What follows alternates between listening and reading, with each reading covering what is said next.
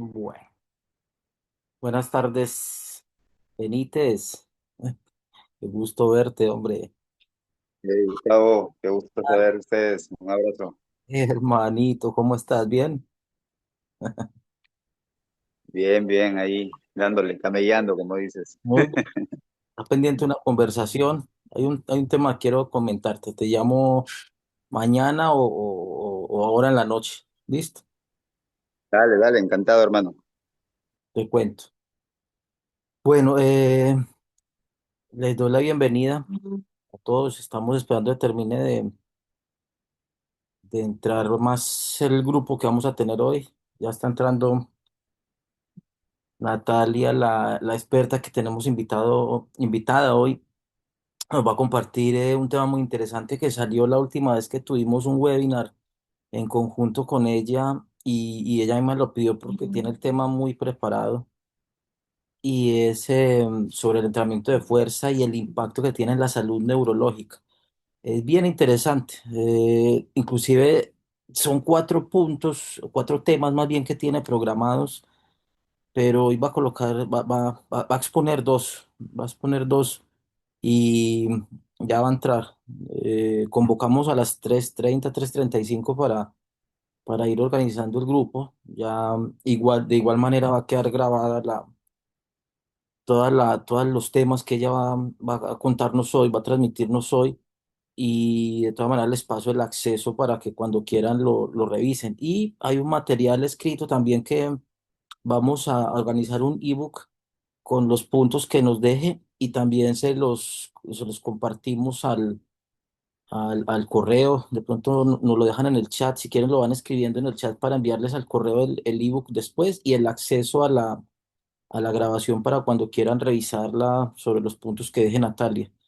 Ella está ingresando en un momento y empezamos, porque siempre buscamos esperar un poco más personas que van a entrar porque compartimos con entrenadores, bueno, está el doctor Reynoso, hay dueños de gimnasios también acá y la idea es que el conocimiento que nos va a compartir hoy Natalia, y bueno, ella es fisioterapeuta, ella es también personal trainer, está muy dedicada últimamente a lo que es la parte de el entrenamiento de fuerza, ella ha trabajado con powerlifting, eh, está muy metida en el tema de lo que es la tendencia del entrenamiento de fuerza a todo nivel y bueno, ella ahora nos va a transmitir bien en este aspecto específico. Preparé una muy buena presentación, entonces ya creo que está entrando en sé, un par de minutos y comenzamos tan pronto entre. Y ya, entonces les doy la bienvenida y ya tan pronto entre comenzamos. Vamos a esperarla. Aquí está el doctor Reynoso. Jorge, pendiente el webinar tuyo próximamente.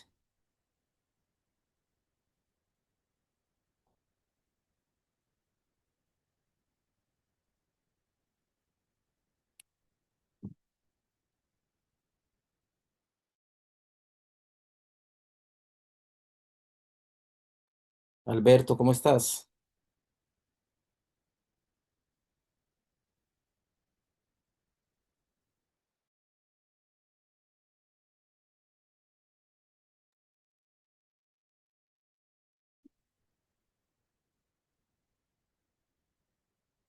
Gustavo,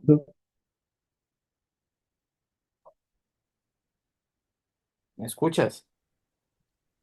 sí, sí, ahora sí que tenía desconectado ahí. Sí, aprovecho de saludarte, un gran abrazo acá desde Santiago, así que me alegra que estén en este tipo de conversación informativa que le hace tan bien a la comunidad. Sí, hay que preparar el tema tuyo próximamente. Yo feliz de colaborar, ningún problema, tú sabes que cuentan conmigo, así que feliz de poder apoyar. Muchas gracias, como siempre.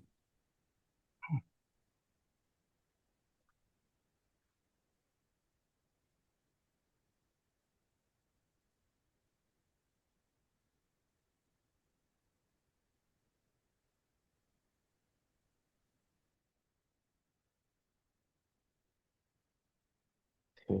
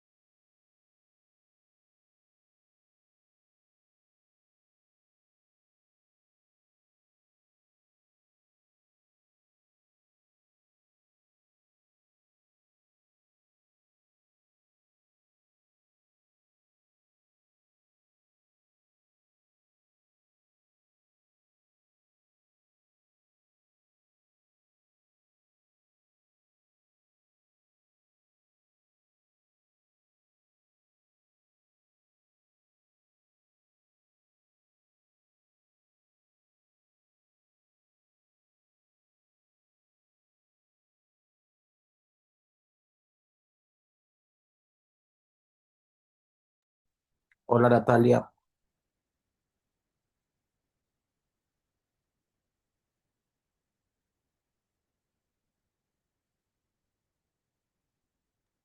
Acá había está Natalia Yokota. No es una exposición sobre.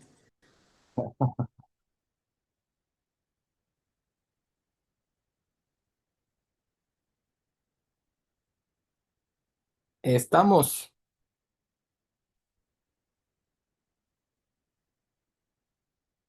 El micrófono.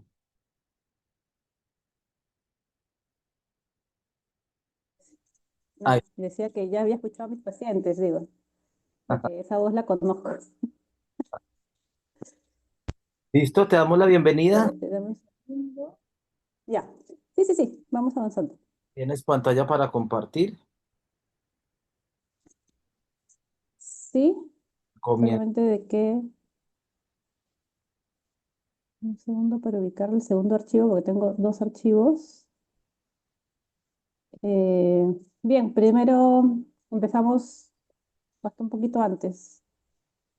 Buenas tardes con todos. Bueno, ya creo que la mayoría me conoce, los que no, yo soy la fisioterapeuta Natalia Yokota. Y el día de hoy vamos a hablar sobre justamente el entrenamiento de la fuerza y el impacto de la misma en la salud neurológica.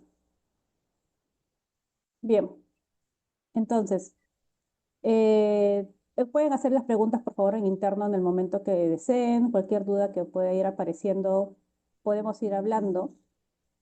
Ahora, hay un tema bastante importante que me gusta resaltar y que es básicamente que el hecho del hecho justamente de que la importancia, en la semana pasada hablamos justamente del entrenamiento de fuerza.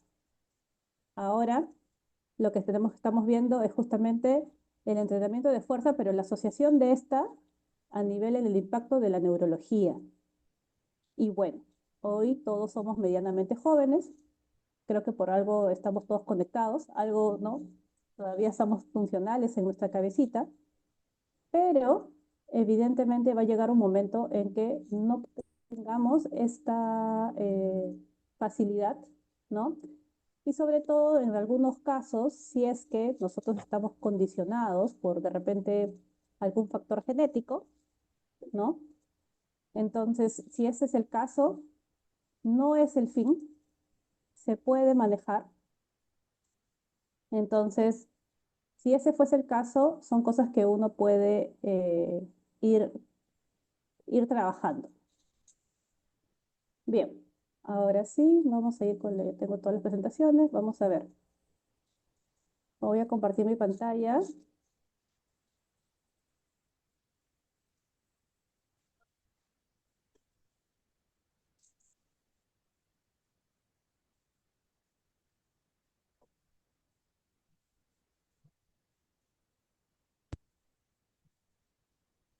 Bien.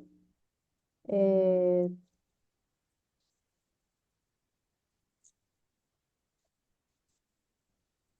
Bien, veamos. Entonces, en principio hablemos de lo que es el entrenamiento de fuerza, ¿no? El entrenamiento de fuerza, que es todo aquel entrenamiento en el cual yo requiera justamente alguna acción externa a la de mi peso corporal, ¿no? Para, ¿cómo se llama? De cualquier entrenamiento que lo que decimos de fuerza, cualquier tipo de fuerza que podamos incidir. Ahora, en sí, todos, el entrenamiento de fuerza, hay que entender una cosa, el entrenamiento de fuerza no es algo electivo, y eso hablamos la semana pasada, ¿no? Y cuando hubieron justamente profesionales en el área del deporte, no sé, especialistas en actividades como Zumba, en disciplinas como el karate, etcétera, lo que dijimos fue claro, o sea, ustedes pueden optar, entrar por donde quieran entrar, por como quieran entrar, pero entender que el entrenamiento de fuerza no es algo electivo, es una obligación. Entonces, como es una obligación, entonces yo tengo que ver la mejor manera, obviamente, de adaptarme a esa obligación. O sea, obviamente, entonces siempre va a haber algo que nos guste hacer. Y esa debe ser la premisa. Yo tengo que entender Es como comer sano, ¿ok? Comer sano no es una obligación, me refiero a que yo puedo sobrevivir, o sea, no me voy a morir si hoy día, ¿no? Como chatarra, ¿verdad? O sea, puedo sobrevivir, no me voy a morir de hambre comiendo chatarra, pero en algún momento me voy a morir, ¿no? Entonces, tengamos claro eso, ¿no? Y en algún momento mi salud se va a ver perjudicada. Entonces, lo mismo pasa con el ejercicio, no es algo electivo. Yo entiendo que hay gente que dirá, ay, guácatela, no me gusta comer sano, qué aburrido, ¿verdad? Pero si yo no lo hago, voy a tener complicaciones en mi vida.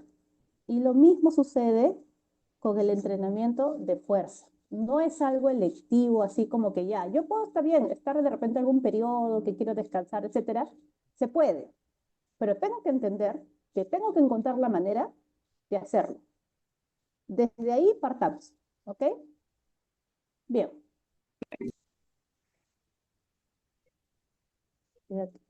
Ahora sí.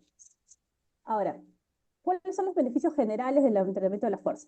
El aumento de la fuerza, obviamente, la masa muscular.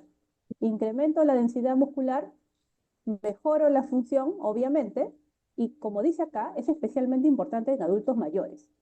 Miren, esto es al revés. Yo sé que nosotros nos hemos acostumbrado a esta idea o esta, no idea, pero sí de pronto esta costumbre, que yo a veces le menciono a mis pacientes siempre, es que algunos ya han escuchado esta frase que yo siempre digo, es el abuelito maceta, ¿no? La abuelita maceta. O sea, ¿a qué me refiero a la abuelita maceta? Es como, saca a la abuelita a tomar el sol. La sacamos al balconcito, a la terracita, a la salita. Mete la abuelita para que almuerce, ya. Tapa a la abuelita. Entonces, es como que al final dices, tú la mueves, o sea, ni siquiera que esa persona se mueva. Y esto es muy clásico de nosotros como sociedad, sobre todo los latinos, ¿no? Tenemos esta costumbre de hiperproteger y está muy bien querer, proteger. Ay, mamá, ya no trabajes. Ay, abuelito, por qué estás haciendo tanto? Ya no, descansa. Y tenemos esa idea de que tengo que llegar al final de mi vida descansando. Y esto no es tan así. O sea, yo tengo que descansar, obviamente lo humano, lo correcto sería que yo descanse, obviamente laboralmente. De repente yo no tengo por qué ir a una oficina 8 días, ni estar esperando un bus a mis 80 años en el paradero. Pero sí hay cosas que debo hacer. Y esto es una cosa diferente. O sea, el estilo de vida laboral lo asociamos al estilo de vida general. Es como que, ok, si yo me jubilo de todo. Me jubilo hasta de la vida, ¿no? Porque ya se acabó. Ya no, ya ahora sí me dedico a sentarme en el sofá, a ver mis películas, a leer mi periódico. O sea, y no puede ser así. Los adultos mayores tienes al revés.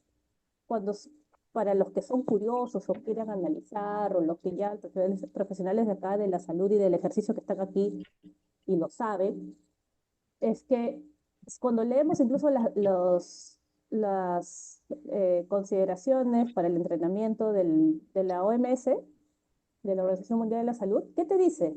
Es al revés. Te habla de que cada vez que aumentan los grupos etarios, o sea, cada vez que aumentamos en edad, el requerimiento en tiempo es mayor. Entonces yo tengo que hacer más entrenamiento.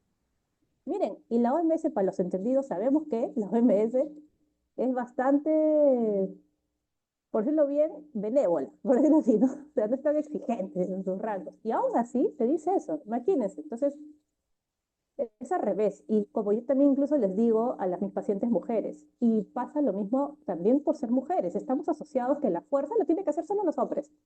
No es así, no es así. Entonces es como que, ay, abuelita, solo haz tai chi. No, porque claro, hay varios tai chis.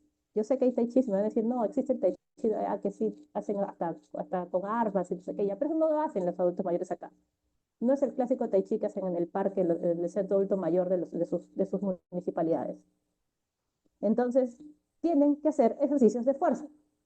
Está bien hacer esas otras cosas, actividades, está muy bien porque son formas de aproximación y de adherencia a un entrenamiento. A mí me parece excelente cuando la gente por lo menos me dice, me gusta caminar. Perfecto. Yo sé que para los entendidos van a decir que caminar, no, el gasto metabólico de caminar es casi cero y, no y el impacto es casi nulo y bla, bla, bla. Pero oigan, requerimos nosotros fomentar el ejercicio. y que la gente se aproxime como quiera aproximarse, pero por favor que se aproxime. Porque una vez que están ahí dentro, ya es más fácil, pues, ¿no? Es una persona que aunque sea, hace caminata todos los días 15 minutos, es más fácil que le puedas pedir un plus más de algo que alguien que no hace nada, que no se levanta del sofá. Entonces, es bien importante esto, recuerden, adultos mayores y mujeres, es al revés de lo que la gente cree, es un target de ¿cómo se llama? Poblacional, importantísimo para el trabajo de fuerza en general. Ahora, también me beneficia del fortalecimiento óseo. Aumenta mi densidad mineral ósea. Como yo le explicaba a muchos pacientes para que se entiendan fácil, ¿no? Mis huesos son como una esponja, ¿no? Es como mirar una esponja. Ustedes han visto de cerca una esponja y ven que tiene los huequitos. Entonces, y esta esponja, estos huequitos pueden ser bien cerraditos, o sea, ¿no? Ser muy densa o tener los huecos grandes que sea muy porosa. Cuando es muy porosa, aumenta la densidad mineral, o sea, perdón, disminuye, ¿qué quiere decir que disminuyó la densidad? Y por el contrario, cuando es muy compactita, cuando tiene los huequitos muy chiquitos así y tiene medio cerraditos, quiere decir que tengo más densidad. Ahora, ojo, la disminución de la densidad ósea no es exclusiva de mujeres como muchos hombres creen. Dicen, ah, no, las mujeres porque llegan a la menopausia ya. Oigan, hombres también. Personas de cualquier edad con tratamientos corticoides a largo plazo, entre otras, tienen afecciones de densidad. En los adultos mayores hombres también, o sea, ya es cosa como que ya se estandariza la muestra. Entonces, ojo, claro, las mujeres nos agarran antes por el tema de menopausia. Pero volviendo al punto anterior y haciendo énfasis en por eso mismo que las mujeres estamos requete, archi, ultra obligadas en hacer entrenamiento. Y a veces tal vez somos las personas que menos, a veces queremos hacer temas de fortalecimiento, ¿no? Bien.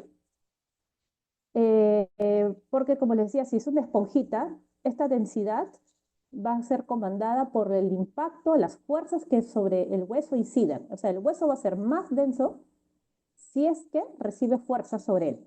Si no recibe fuerzas, entonces ahí se comienza a huecar más para que quede en paz, ¿no? Bien.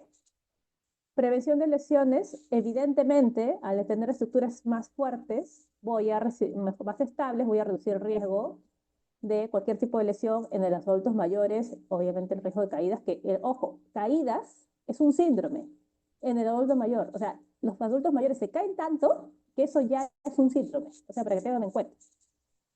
Muy bien. Aparte que, como yo siempre les digo, los tejidos blandos, todos los tejidos blandos, osteomusculares blandos, son tejidos que se rigen por las fuerzas y las tensiones que sobre ellos inciden. Es como un tejido, ¿ya? Como un hilado. Ustedes imaginan, ustedes han visto alguna vez un hilado, ¿verdad? Han visto aunque sea algún video de algún hilado, ¿no? Cuando jalan, ¿no?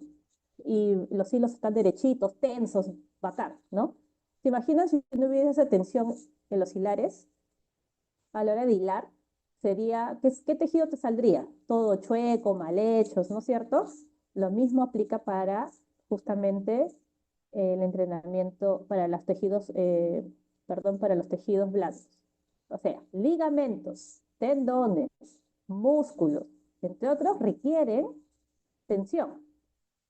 Justamente por eso es que al día de hoy, 2025, y bueno, esto no es solo desde el 2025, sino ya hace unos años atrás, no se considera como estándar, como protocolo estándar.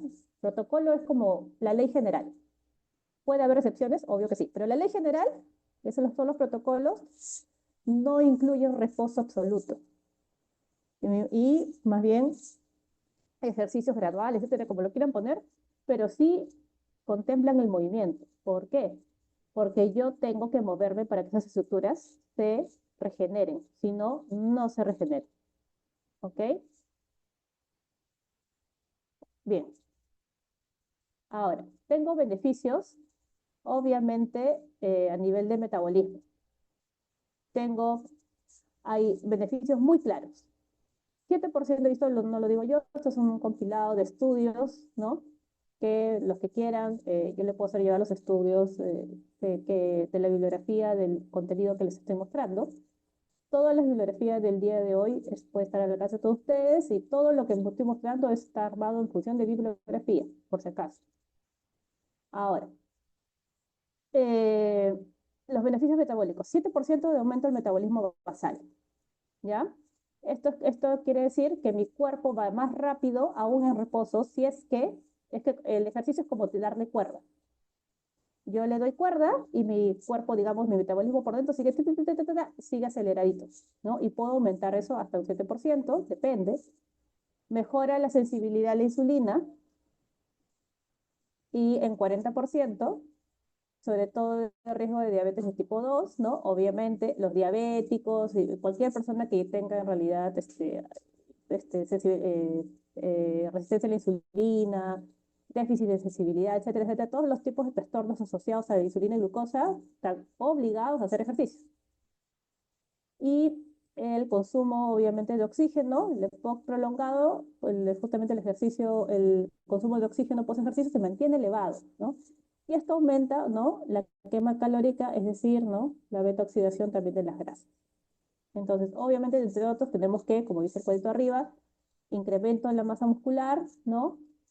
Obviamente mejora la sensibilidad a la insulina, como decía, es un aumento del metabolismo, es un booster del metabolismo y te hace, obviamente, aumenta también tu quema calórica. Bien.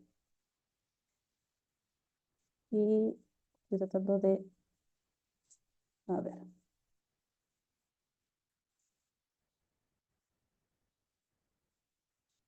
Bien, entre otras cosas, también tengo evidentemente los beneficios psicológicos y funcionales, mejora mi estado de ánimo, aumenta mi autoestima, tengo mayor independencia funcional, obviamente. Ahora, entre los mecanismos fisiológicos del entrenamiento de fuerza, tengo los neurales, o sea, neurológicos, los musculares y los metabólicos. Estos son los tres principales, ¿ok? También, como el cuadro anterior, también tenemos beneficios psicológicos, pero, ¿no? Y entre otros. Obviamente todos los sistemas se van a mejorar, cardiovasculares, etcétera. Todos se benefician del ejercicio de fuerza. Bien, tengo adaptaciones neuromusculares que mejoran la coordinación intramuscular, o sea, quiere decir, ¿no? Que como quién usa, qué músculo trabaja y quién colabora, quién estabiliza, quién se tiene que apagar un poco, etcétera, etcétera. Toda esta coordinación que tiene que existir para yo moverme se mejora, obviamente, con un ejercicio. El mayor reclutamiento de unidades motoras, que quiere decir que cada vez yo recluto más fibras, porque no todas las fibras de su músculo se activan, por si acaso. O sea, yo cuando hago un ejercicio de bíceps, por ejemplo, el clásico, ¿no? La flexión de bíceps, ¿no? La flexión de codo con mancuerna, no quiere decir que todo mi bíceps está trabajando, no, no, pero entonces yo lo que necesito es cada vez entrenar con mayor frecuencia, ¿no? En larga data para tener mayor reclutamiento de activación de fibras. No todas las fibras se activan, pero tengo que tratar de activarlas cada vez más. Y sincronización de fibras musculares. Otra cosa, también tengo la hipertrofia muscular, el aumento de tamaño de las fibras musculares. Esto se da ojo, aumento de tamaño de la fibra se da a cualquier edad. Persona de 80 años que empieza a entrenar va a tener aumento de tamaño de las fibras. Ojo, ¿ya? Mayor activación de fibras de tipo 2 y, o sea, las fibras rápidas, las fibras que se le llaman también, ¿no? De tipo potencia, y las fibras, y el incremento de la síntesis proteica. Es decir, tengo una mejor calidad, ¿no? De formación de estructuras para justamente para la formación de tejido o regeneración de tejido para los que ya no formamos nuevas fibras, porque ya somos mayores de 35 años, no formamos nuevas fibras, pero sí regeneramos las que tenemos, ¿ok? Y, y un punto importante, y voy a aclararlo acá, dos cosas que no existen, y el que me diga que existe me lo prueba con harto paper, me lo sustenta, es que no existen los masajes descontracturantes, ni tampoco los de descarga muscular. Yo sé que acá muchos me van a querer matar, pero porque son dos cosas que nos dan mucha plata a los fisioterapeutas, pero en la realidad, y yo siempre le digo a los pacientes, o sea, yo no descontracturo con mi mano. Lo que yo hago es, ¿cómo se llama? Es aliviar de manera de, ¿cómo se llama? Aliviar de manera sensorial, ¿no? Bajar la sensación de dolor para que podamos trabajar.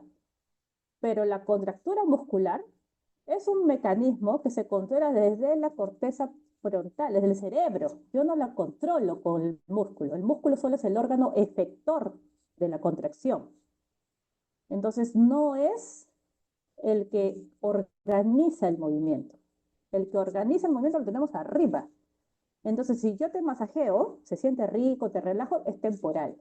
Yo no estoy haciendo una acción definitiva, porque la acción definitiva la tiene mi cerebro. Por eso que no se hace descargas, por eso que, o sea, se puede hacer, pero no se deberían llamar así, porque realmente están haciendo algo que el paciente cree que estamos haciendo. Ay, ya estoy descontracturado. No estás descontracturado. Se te ha relajado temporalmente el músculo o se te ha inhibido la vía del dolor temporalmente para que puedas hacer otras cosas, pero la contracción muscular se controla desde arriba. Entonces, por eso sirve el ejercicio también, porque yo cuando hago ejercicio, ¿qué hago? Ejecuto, suelto, ejecuto, suelto, ejecuto, suelto, contraigo, suelto, contraigo, relajo, contraigo, relajo. Entonces, ¿qué pasa? Mi cerebro comienza a entender que tiene que no solo contraer, sino también relajar. Y de esa manera va a hacer que yo, pues, ¿no? Regule. Bien. Entonces, en la respuesta hormonal y recuperación, eh, el ejercicio mejora mi estrés mecánico y metabólico en el músculo, pero yo requiero, o sea, también me genera eso. Algo que yo siempre les digo, en estricto, a nivel fisiológico, cuando hablamos en fisiologías o del ejercicio, siempre decimos que es es una actividad catabólica, es una actividad que rompe, que eso, entonces eso puede asustar, ¿no? Y uno dice, ¿cómo me rompo? ¿Cómo que catabolizo? Yo quiero anabolizar, quiero crecer, no quiero, no, pero eso es la acción directa en el momento que estoy entrenando. Digamos, para hacer fácil su entendimiento, cuando yo entreno, genero una especie de efecto rebote, pero positivo, ¿no? Porque todo lo que rompí, gasté, etcétera, durante el ejercicio, se recupera y con creces. Entonces, por eso son los beneficios del ejercicio. ¿Ok? Obviamente tengo liberación hormonal, hormonas que yo necesito para el crecimiento, para la expresión de la fuerza, para el control de la inflamación, ¿ya? El descanso, que es requerido, ¿ya? La magia del ejercicio, como yo siempre les digo, sucede en los descansos. Como les acabo de decir, el ejercicio es una actividad catabólica que usa, que gasta, que rompe, etcétera. Entonces, son los descansos los que yo requiero, o de esto no quiere decir un descanso, ya, ¿no? Entreno la clásica, ¿no? 2 días a la semana, ¿no? Fin de semana, ya no entreno toda la semana. No, tiene que haber una frecuencia, por si acaso. Y la mejora de las síntesis proteica, como les decía, en el caso, pues, en los que forman fibras, forman, pero sino también reconstrucción de los tejidos, ¿no? Entonces, como dice abajo, la mayor parte de las adaptaciones musculares ocurren durante la fase de recuperación. Yo requiero recuperar, ¿ok? Por eso que no debemos trabajar todos los días el mismo músculo cuando hablo de actividades fuertes también, porque mis pacientes también saben que a veces yo les mando ciertas acciones que son de muy baja intensidad, son algunas repeticiones muy sencillas y más bien les digo, hazlo cada vez que te acuerdes. Pero estamos hablando acá distinto porque básicamente casi no hay fuerza cuando se ejecutan ese tipo de movimientos. ¿Ya? Entonces, otra cosa, el descanso es importante. Bien, variables que hay que entender es que la variable más importante en el ejercicio, en la prescripción del ejercicio, es la intensidad. Entonces, intensidad siempre va a ser la número uno, de tengo la volumen, frecuencia, y tengo otras magnitudes más, ¿no? La densidad, etcétera, pero estas son las más importantes. Bien, entonces, las variables claves de entrenamiento, acá dice básicamente lo que yo debería trabajar para el objetivo que yo quiera conseguir. Por ejemplo, si yo quiero resistencia, entre el 40 y el 67% de la RM, que es la repetición máxima, es decir, que es repetición máxima, es el máximo peso que yo pueda cargar en un solo movimiento, ¿no? Entonces, digamos que yo puedo hacer una sentadilla con barra y puedo hacer 100 kilos, pues 100 sería mi 100%, no sería el 100% de la RM, pero a la vez, si hago con 100, hago una sola en perfecta condición, pero no puedo hacer una segunda. Eso sería una RM, ¿ya? Porque es una RM. Entonces, la repetición máxima. Como es máxima, no hay más que eso. Entonces, un porcentaje, por ejemplo, si quiero trabajar resistencia, trabajaría entre 40, siguiendo el mismo ejemplo, los 100 kilos, trabajaría entre 40 a 67 kilos, porque más o menos, para la hipertrofia, lo siguiente, entre los 66 y 70 kilos más o menos, a los 85, que sería un porcentaje submáximo, y la fuerza máxima ya va de la submáxima para arriba, ¿no? En volumen, dependiendo, esto es el volumen del ejercicio, ¿no? Las series, dependiendo de 3 a 5 por grupo, repeticiones, si busco hipertrofia, si busco solo fuerza o si busco resistencia, dependiendo de lo que yo quiera, pues a las repeticiones, ¿verdad? Los descansos, ¿no? Si son de fuerza, necesito, ¿no? Depende del sistema que yo use, ¿no? Si yo quiero un trabajo más de resistencia, pues los descansos sí son cortos. Pero si yo quiero un tema más de ganancia de fuerza, tengo que hacer descansos largos. Entonces, la frecuencia va a depender, ¿no? De la persona. Estos son valores que dependen, pero en promedio son unas 3 veces por semana al menos. Bien. Creo que aquí terminamos con esta. Si quieren hacer algunas preguntas, un ratito antes de que yo pase a la siguiente parte.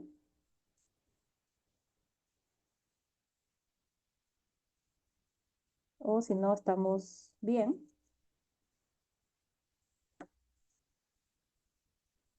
Bien, si tienen algunas preguntas hasta el momento, si no, vamos por la siguiente parte de la presentación del día de hoy y vamos a hablar justamente de la parte neurológica, ¿no?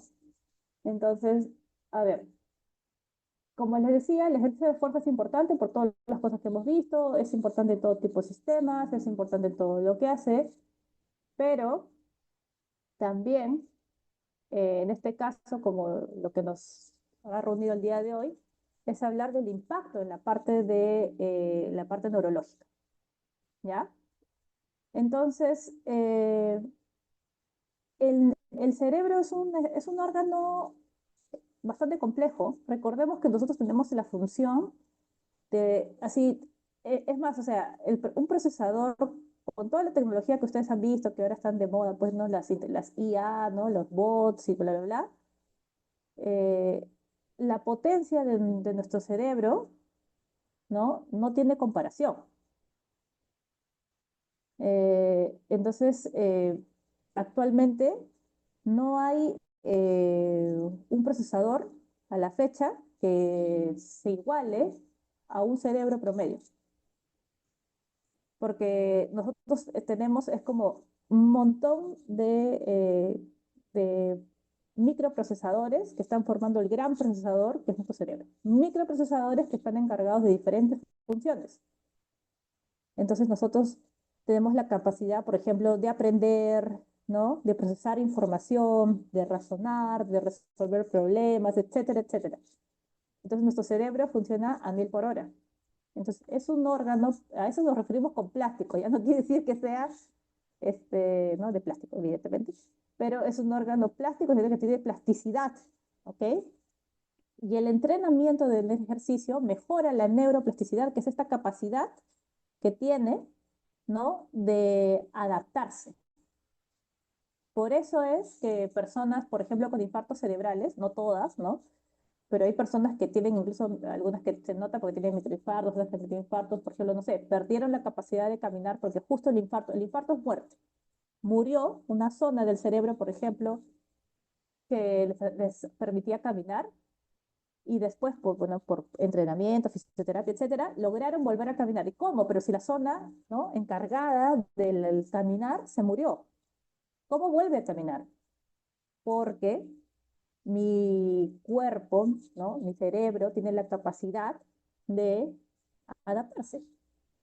Entonces, otras zonas de mi cerebro van a tener la capacidad de poder, ¿cómo se llama? Suplir, ¿no? O hacerse cargo, por ejemplo, de la caminata, por decirlo así, ¿no? De andar, por tener ese mismo ejemplo.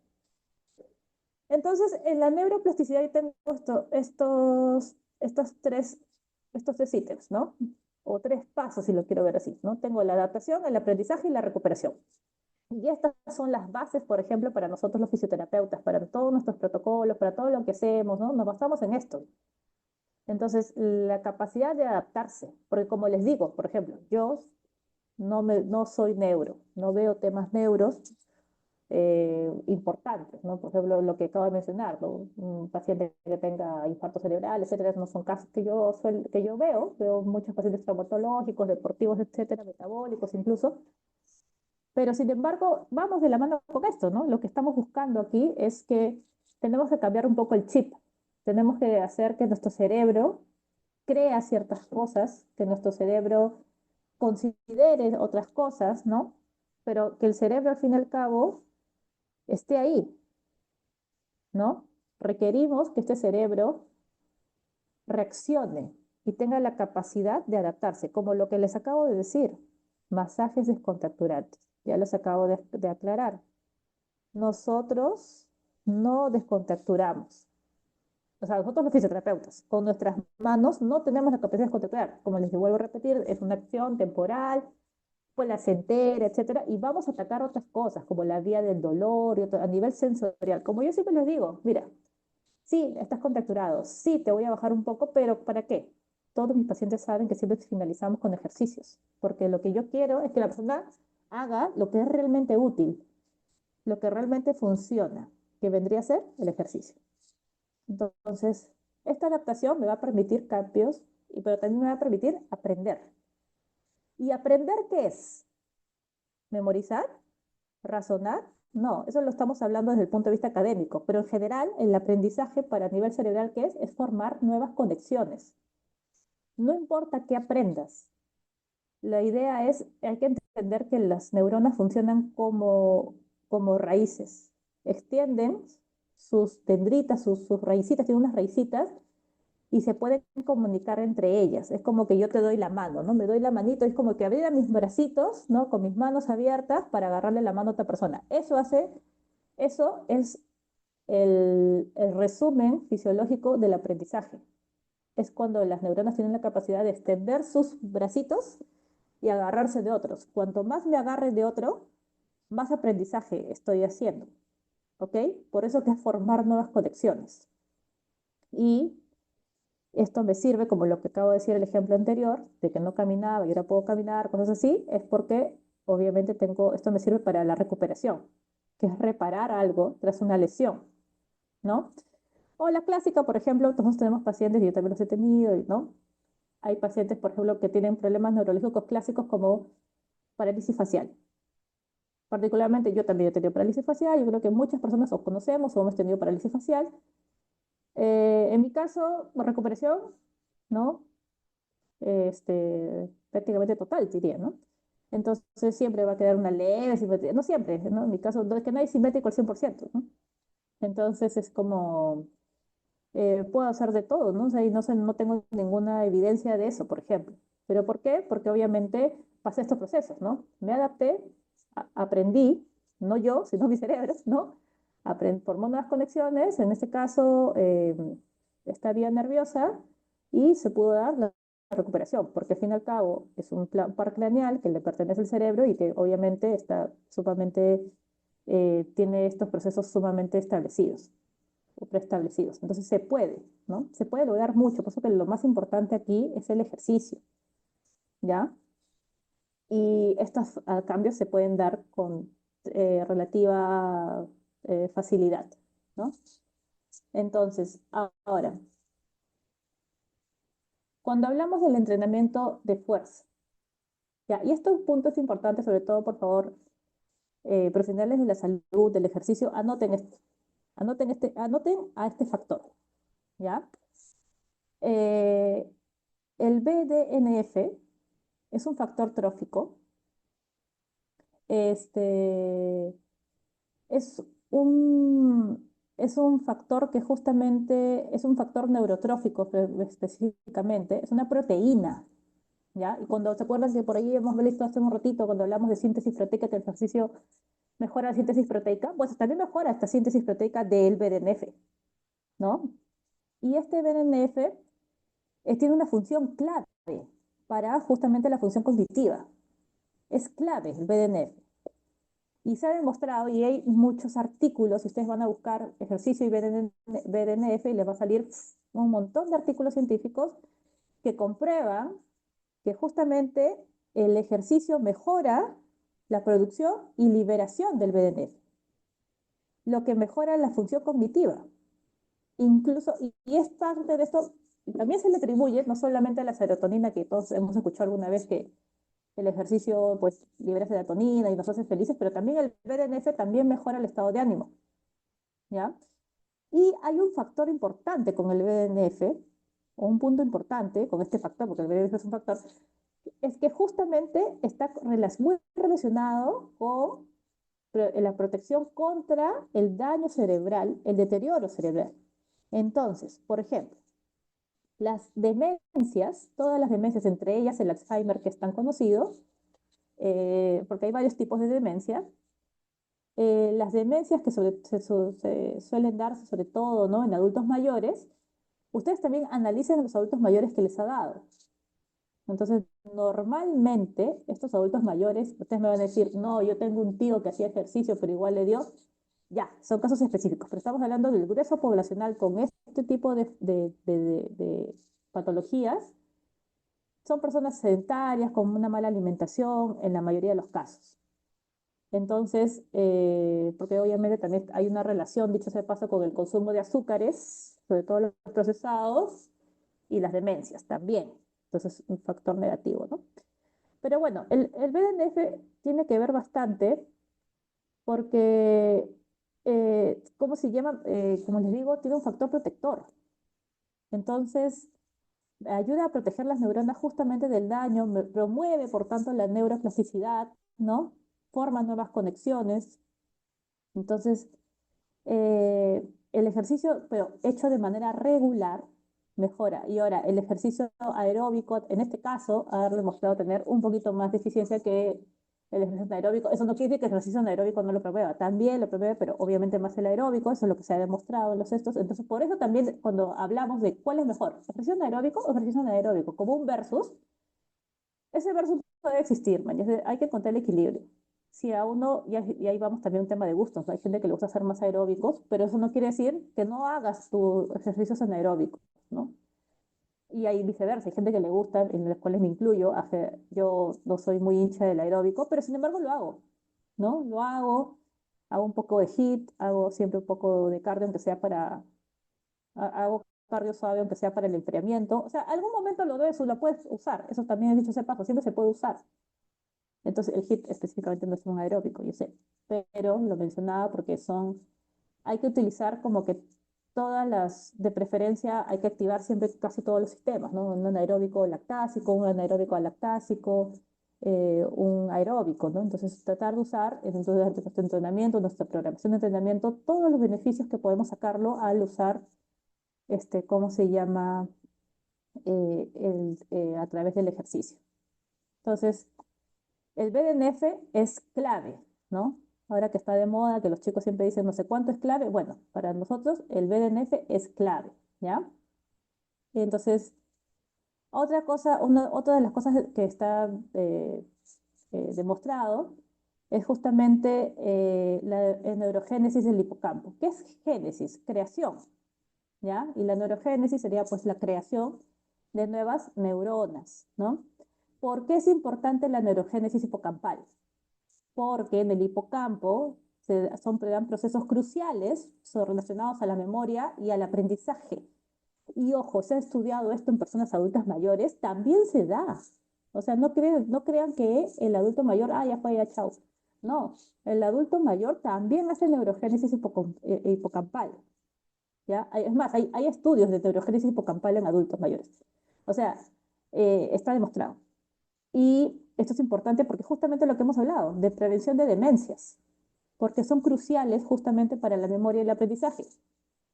Entonces, y obviamente en general potencia las conexiones sinápticas, que serían este estrechamiento de manos, ¿no? Cuando mi neurona lanza su manito, se agarra con algo y tiene que estrechar la mano, entonces esa potencia, con estas conexiones que sean fuertes, que sean, ¿no? Que sean eficientes, entonces esta sinapsis, ¿no? Que es la parte ya final el que va a ejecutar, digamos, la orden neuronal, la potencia, ¿no? Entonces, y esto es algo que yo les digo siempre a los pacientes, el ejercicio es mejor que hacer un sudoku, es mejor que hacer un pupiletras, un crucigrama, yo sé que te escuchan eso, ¿no?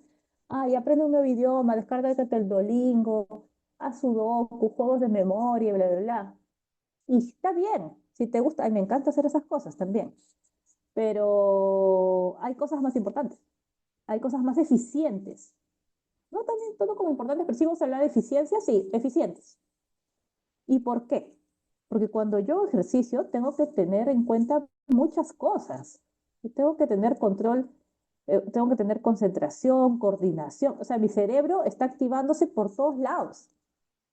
Estoy tratando de recordar, de ejecutar una orden. O sea, tengo que tener una cantidad de comandos que tengo que cumplir, que mi cerebro está a 1000 por hora. Como ahorita lo vemos, como lo está en la fotito ahí, que están viendo el cerebro está iluminado. Así está cuando yo entreno. Y bien, en los adultos mayores sobre todo, hay obviamente mejoras en las funciones ejecutivas, o sea, es decir, en ejecutar cosas, por lo tanto, la mejor toma de decisiones, ¿no? La clásica, abuelita, ¿y yo qué va a hacer? Ujú, ¿no? Ay, no sé qué quiero. Ay, no sé, hay algo que quiero hacer, pero no sé qué. No, ya. Entonces, como que, mira, no sé si han visto, pues, ¿no? Las clásicas abuelitas empoderadas, abuelitos empoderados, y son, pucha, súper resolutivos. Ya, por eso, ¿ok? Y generalmente, si se dan cuenta, estos abuelitos resolutivos, que alguna vez lo han, si no son sus abuelitos, lo han visto en algún abuelito cercano, es que se dan cuenta que son personas que son bien activas. Siempre aquella señora, ¿no? La señora, yo tengo la mamá de una paciente que esa señora es un o sea, a mí me causa satisfacción, no es mi paciente, la paciente es tu hija, pero me causa mucha satisfacción verla porque la señora siempre es como que está haciendo, es una hormiguita, o sea, siempre está haciendo algo. Y la señora a veces aparece a las 6 de la mañana en la casa de su hija con una olla de carapulcra, ¿no? Entonces digo, si para que la señora tenga la comida a las 6, se levantó a las 3 de la mañana a cocinar.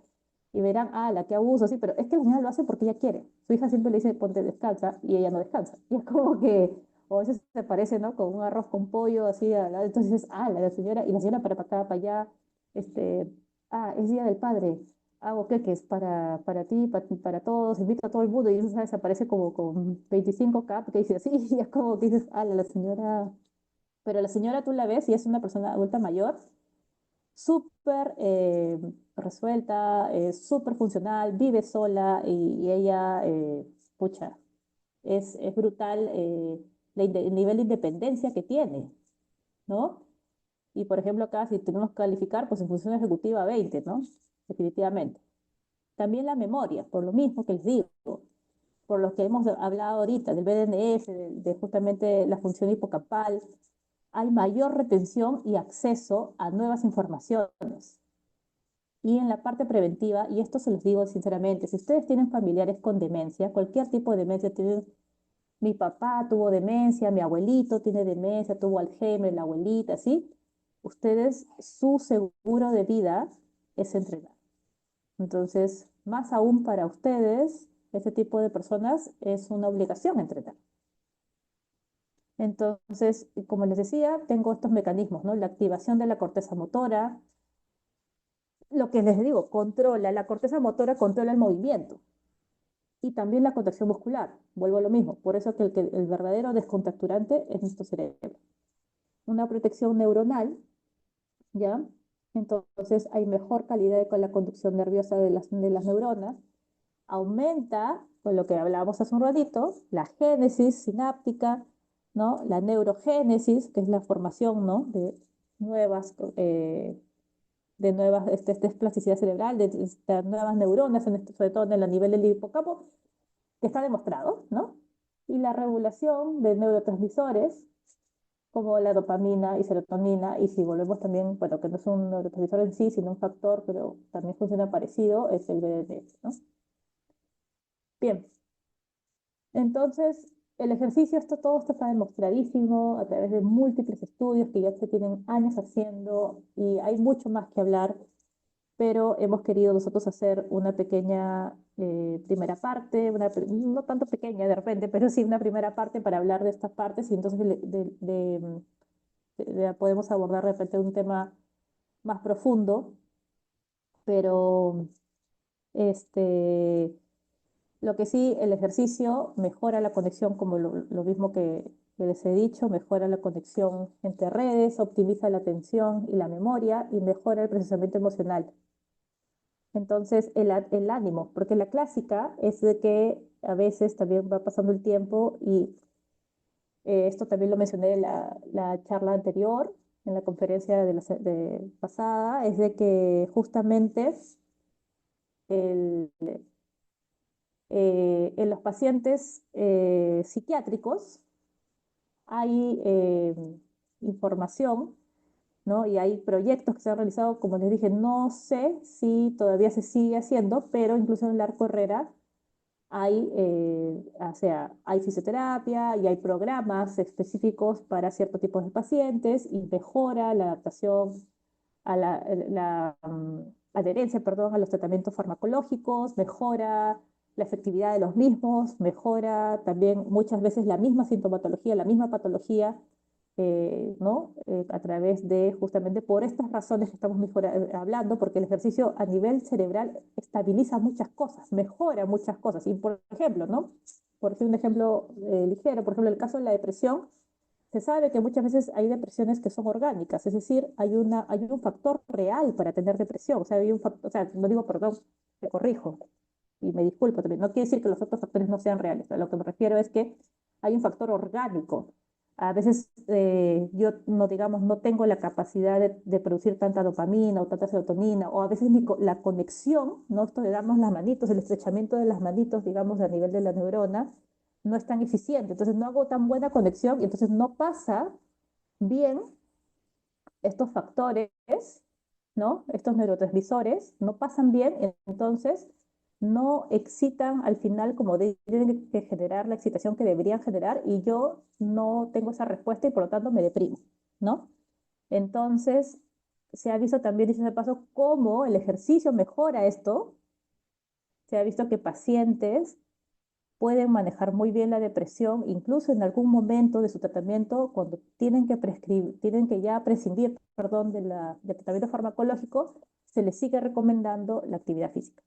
Entonces, está demostrado que el ejercicio mejora hasta los pacientes psiquiátricos, porque al fin y al cabo todo proceso cerebral, desde los procesos de dolor, desde los procesos obviamente que requieran plasticidad cerebral, porque requieran alguna regeneración a nivel neurológico, desde los procesos de fortalecimiento, porque al fin y al cabo recuerden que el cerebro controla el músculo, desde los procesos psiquiátricos, todo tipo de estos tipos de procesos va a mejorar a través del ejercicio. Bien, y dicho esto, para ir terminando, eh, bien, entonces, de manera como aplicación clínica, por lo mismo yo puedo aplicar a muchas cosas, ¿no? Como les decía, a cualquier lesiones, no solo daño cerebral, sino incluso lesiones no solo del sistema nervioso central, también del sistema nervioso periférico, ¿no? Entonces, me sirve. Por ejemplo, la rehabilitación, en el caso del sistema nervioso central, o sea, en todos los sistemas, o sea, en todo el sistema nervioso en general, es a través del ejercicio, ¿no? Hay mejoras hay pacientes de Parkinson y hay evidencia que sobra, ¿no? Cómo mejora la fuerza, ¿no? Justamente la sintomatología del Parkinson, cómo mejora la estabilidad de la persona, la independencia de hasta cierto punto. El Alzheimer, también hay personas que tienen Alzheimer 20 años, o sea, y las personas se mueren de otra cosa y no tienen nada que ver con el Alzheimer que tuvieron al inicio. Entonces, porque mejoró mucho su condición por el ejercicio, ¿no? Y cualquier tipo de infarto o ictus, ¿no? Obviamente siempre. Y bueno, y como recomendación se sugiere pues hacer el ejercicio con una frecuencia, como les digo, promedio 3 veces. Hay que trabajar todo tipo de ejercicios, ¿no? Como les vuelvo a repetir, entiendo que hay preferencias, que hay gente que les gusta más los aeróbicos, hay gente que le gusta más los anaeróbicos, hay gente que le gusta más hacer trabajos coordinativos, de estiramiento, etcétera, etcétera, relajación, otras cosas. Ok, ok, todo está bien como punto de inicio, como punto de partida. Pero tenemos que entender que tenemos que hacer de todo un poco, ¿no? Pero siempre, evidentemente, eh, es bueno empezar por algo, ¿no? Y bueno, el ejercicio, como es medicina cerebral. Recuerden esta frase, por favor. El ejercicio es medicina cerebral, ¿ok? Promueve plasticidad y debe formar parte de toda rehabilitación, no solo neurológica, sino también incluso traumatológica, ¿no? En todo ámbito. Bien, hasta aquí. Si alguien tiene alguna duda, alguna pregunta al respecto,